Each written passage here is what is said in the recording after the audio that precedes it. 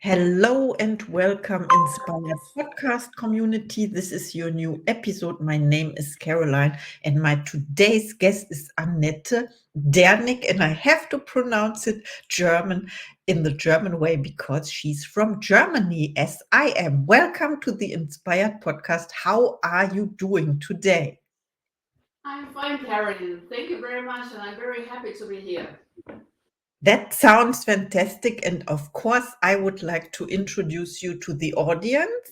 You are an expert for love and peace in companies. You are a speaker, coach, and an author as well. Companies thrive with the culture of appreciation and peace, and everyone benefits owners, leaders, employees, customers, and the world around of more peace and business relationships. Please tell us what inspired you to do this what you are doing.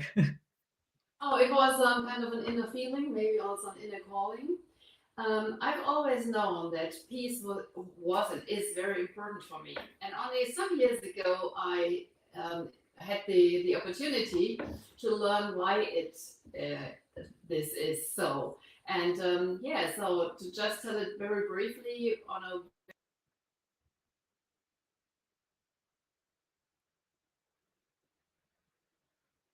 Oh, now something happened to your sound. Your sound disappeared. I don't know what happened. Is it back again now? Yes, it's back. Okay, it's possible. Oh, I'm sorry. Um, was kind of interfering. Oh, no problem. It's the sound was on my iPhone. So yes, but nothing happens. Nothing. It's not a coincidence. It has to do with my story because I also was disconnected from the world for some time, and in those clinics, I learned that I had a complex PTSD, which was already happened in my very early childhood, and this had to do with experiences of my parents during World War II. And so then I knew, or now I know, why peace is so important for me. I've been working in several companies and also with several companies as a speaker and coach, as you already mentioned. And my experience is that in companies, we have wars as well. It's not only on the battlefield, it's in companies as well. Sometimes people try to get rid of people, and I don't have to repeat all the things. And so now I know that my mission really is to support those people who want to. And that's very important for me to just support those people who really want to bring the company to the next level and to bring it to a level where they live a peaceful and appreciative life in their company. And the benefit is that it attracts a lot of employees. And as you are also from Germany, you know that at present in Germany, it's really difficult to find skilled people. And for me, that's just a sign that in these times of transformation, the old system with the hierarchies, it isn't valid any longer. And we're now stepping in a new time. And in this new time, Oh, your sound disappeared. again, Mhm. okay, I Now don't it's know what back. that is. Okay, I'm sorry. Oh, And so in the new era, it will be more about love, even though I know that the word love and companies, so many people, it doesn't go together. And at the same time, that's really what I'm convinced of and what I'm doing every day to work with company leaders to support them to establish this new way of thinking in their companies. oh, I love what you shared. Thank you so much. And I also am happy that I asked the question because it was not on my list to ask you this, of course. But but it makes sense what you told me about your parents and witnessing things in World War II. And we have this paradigm, let's say, this experiences or history, and it makes totally sense that you are working on peace. So I was not questioning it enough for myself in the forefront, so to say, because peace, okay, peace, we all want peace, but what's the context behind? And thank you so much for sharing. And now I I have another question for you. Of course, how do you define a culture of appreciation and peace within a company, and what impact does it have on overall business performance?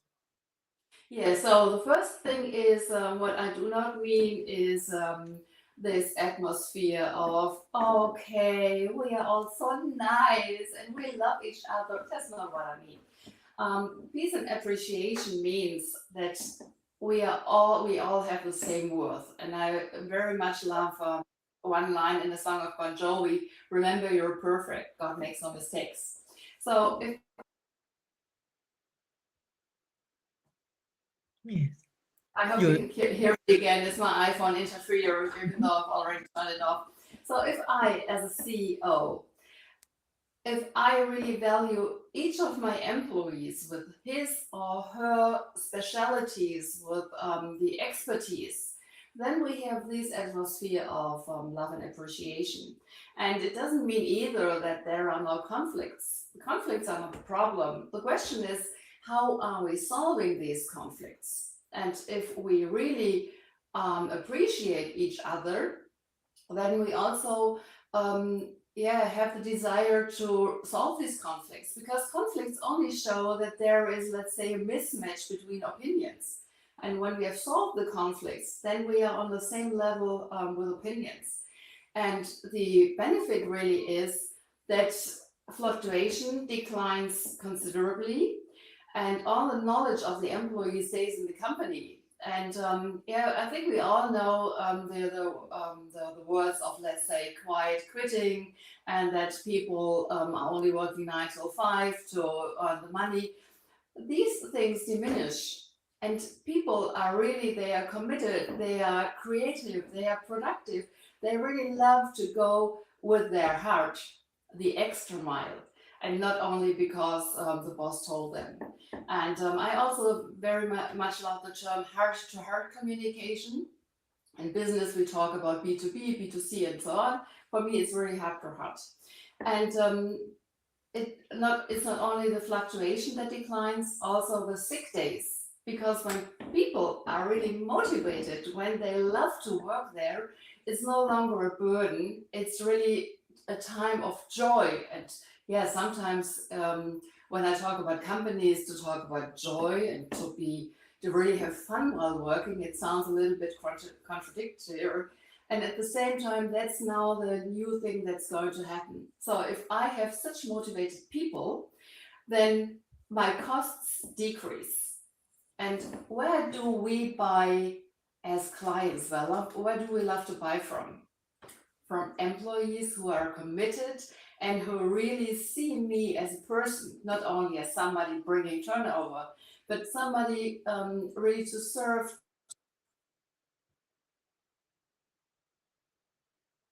My needs are fulfilled.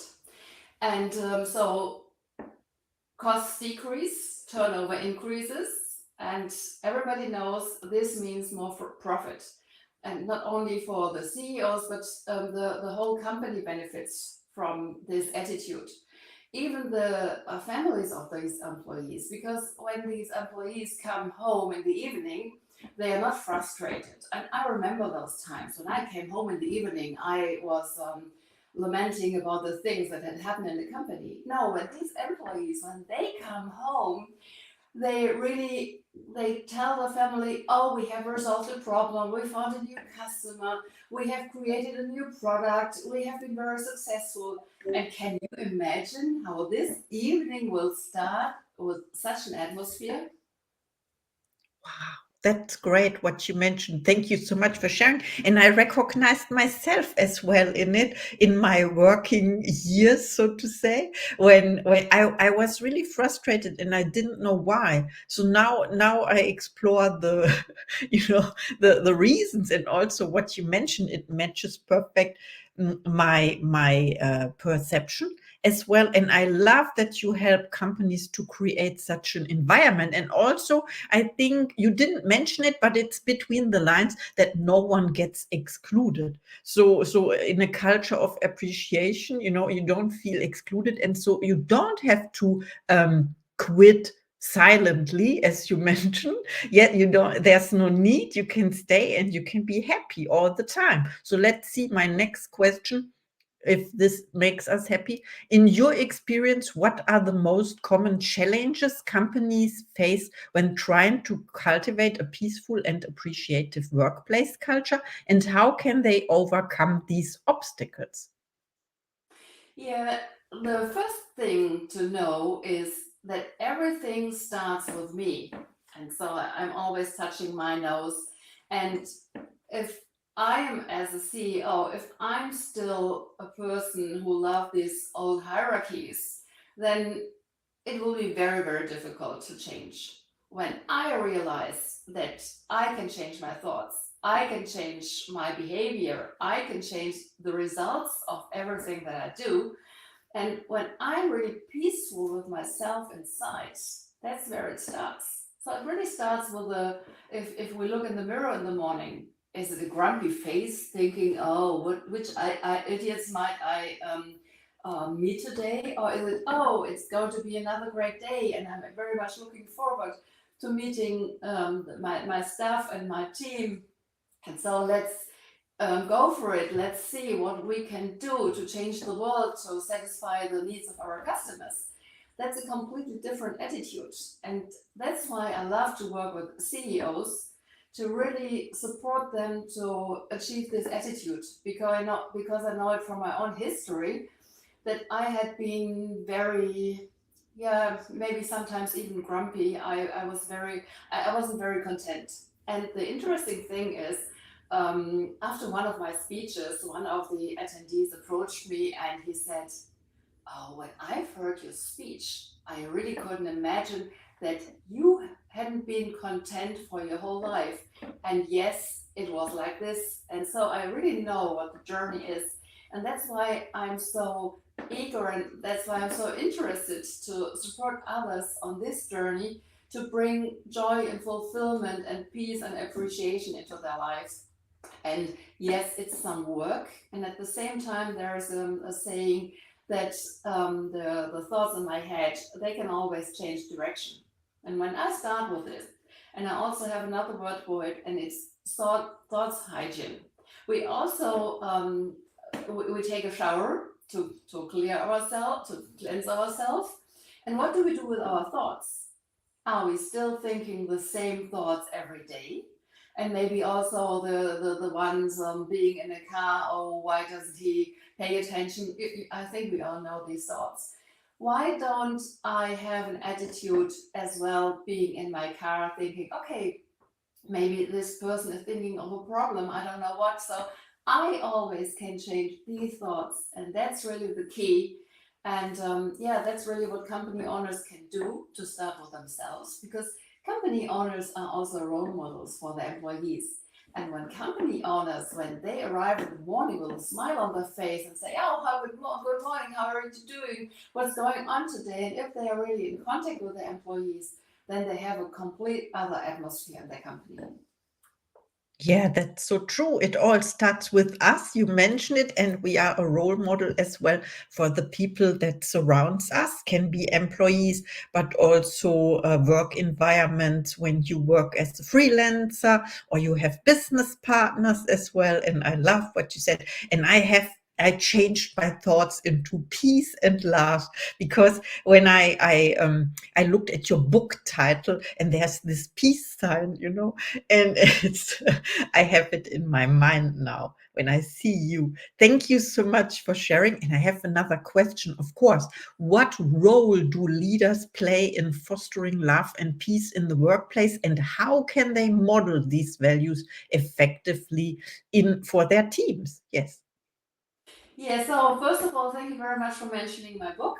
Um, yes, it's really, and if people, or when they read the book, they really get very easy instructions how they can change their way of communication. And this also relates to what you just asked about the teams. When I'm really in this attitude that I have a great team and that I really have the persons that I need and that each and every person can contribute to the whole of the company, yeah, then this is like, for example, successful sports teams. And we know that those teams have a coach at their side to be successful and to stay successful. And so team leaders in companies, they can do the same.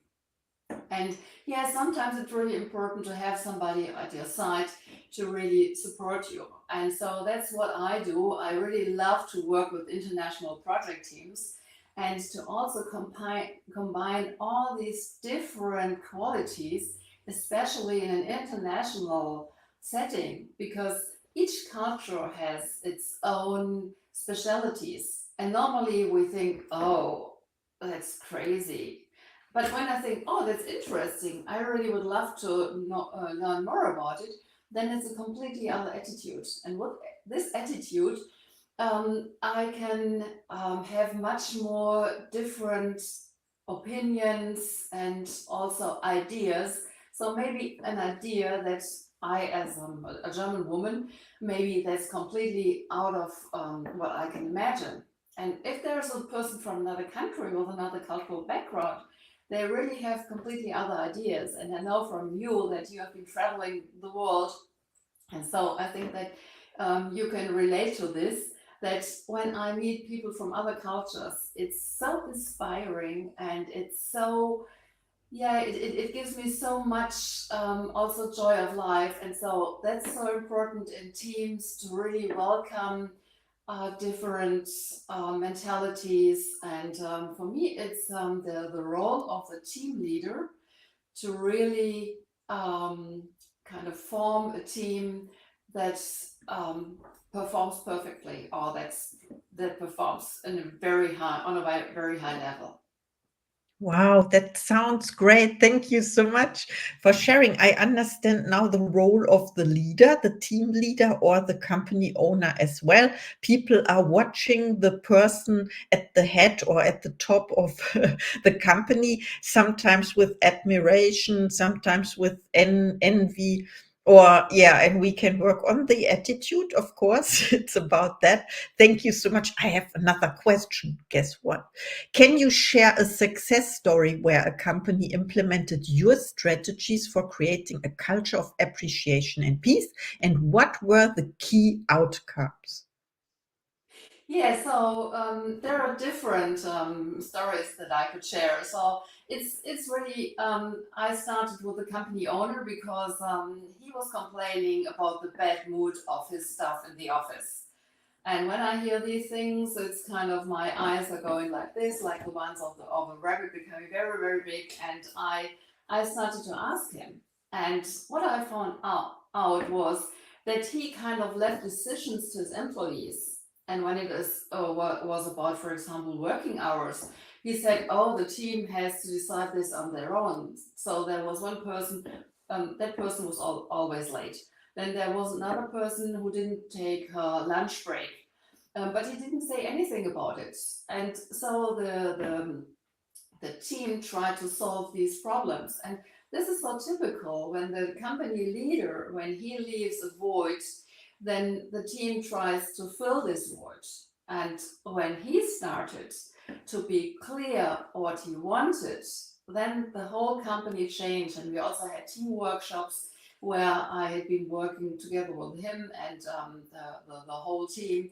And yeah, it's so important to really also have this, let's say, look from outside. And I have special team exercises with which I can get a better feeling for the team. And not only that I get a better feeling, but the team also recognizes how they communicate and or in at which yeah in which paths they can also improve their communication. And that's another aspect where my book comes in. Very often I hear, oh, I've read your book and now I know how to address a topic. So for example, what I'm very fond of is what I call I message or I statement. And so, for example, if my employee is late, then I don't tell the employee, you're late, but I tell the employee, oh, I realize it's already 9:05, and for me, it's really important that you show up at 9 because our customers are calling us at 9. And so please be in time tomorrow morning. And that's a completely other way to address things. And when I work with these I statements, people do not feel kind of hurt. And yeah, so with very simple ways, it's possible to change the communication. And another method that I really love a lot is in German we call them open questions. So it's questions they start with what, how, and so on. And very often I hear people, company leaders, and others, they are sitting like this: we can't do anything. And that's where these open questions come in. So, what can we do? How can this work? And this is also a change not only in attitude, but also in the way of communication. And in my book, I write about a lot of these, let's say, easy to apply communication tools to really change the atmosphere in a team and in the company. Wow, that's amazing. Thank you so much. And also for mentioning your book once again and sharing 2 exercises. And you know what? This is new. I created a book list, so to say, with all the books, the authors of my podcast guests, and you are episode 325. Please look up the list and share and get inspired by the books. The book title is The Peace Factor. I think it's in German language. The question for you, do you intend to publish it in English as well? Yes, that's my next step. Wow, this was a short answer to the question I did not ask, because I also would like to know more about your next goals, your intentions. Yes. Yeah, as to the book, I can share it here. So, if there's anybody who would like to be the publisher of my book in English, please just contact me. Yeah, my next step is really to bring it to another level with my speaking. I'm also working on my own.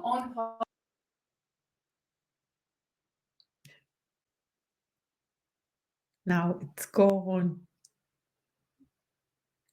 The sound is gone again.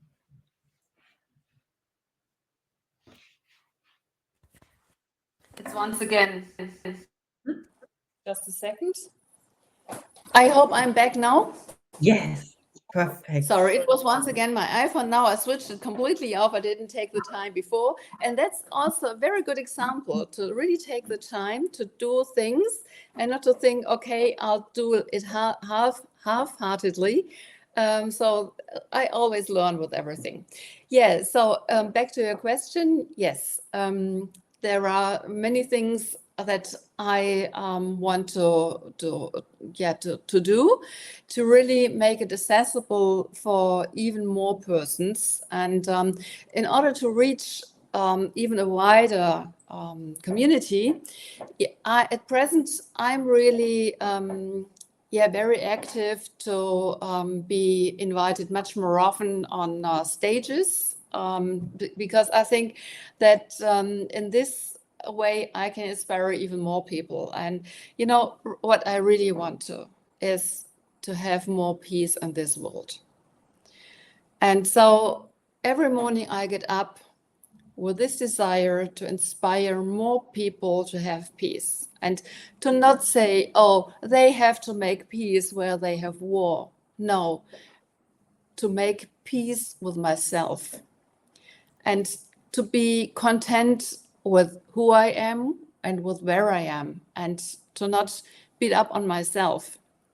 And so, if I can reach a wider audience with this, I'm really convinced that this will contribute to a much bigger piece. And so, this is really my goal, and everything else, like a podcast, like speeches, and so on. That's, let's say, a medium how to do this. And so, for me, everything is welcome where I can change this idea to really have more peace on this world. And I know that there are some very interesting initiatives, and I'm also part of one or two of these. And so I'm very confident that this will be possible, especially when we are looking for the times that are ahead for this time of transformation, where it will be crucial to have this atmosphere in companies so that companies will really survive. Oh, yes. Thank you so much for sharing this. And I feel it in my heart. It's also one of my purposes, or let's say mission, to spread peace and to be the peace I want to see in the world. Of course, it starts with us. Thank you so much. I'm in. I'm in. And my last question is always, when people reach out to you after listening to this episode, now it would be, how can they help you with? And we know it. You are ready to rock the stages with your message, also to be invited to other podcasts and to have a look at your next publisher. And please connect with Annette. I say Annette, it's Annette. And I know this name very, very well, by the way. I know someone with this name, and I can tell you later. Thank you so much for this episode. And now it's time for your last words. Your last, thank you so much. I sent it back. Yeah, thank you very much, Caroline. It was so great to be here with you, to talk with you. And that's really what I love, to be connected as your platform is. And I mentioned it here. The connection came by Harry Sardinas, whom I appreciate a lot, and also Lily Patrascu. And that's, in my opinion, how it should be, that we know each other and that we connect to each other. And that's also how we can increase love and peace, not only in companies, but at this planet. But as I'm so very fond of supporting companies, I limit it to companies.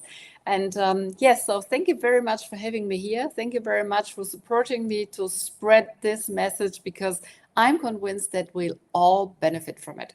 Thank you, thank you, thank you. Absolutely. Thank you so much for saying yes, and see you in the next episode.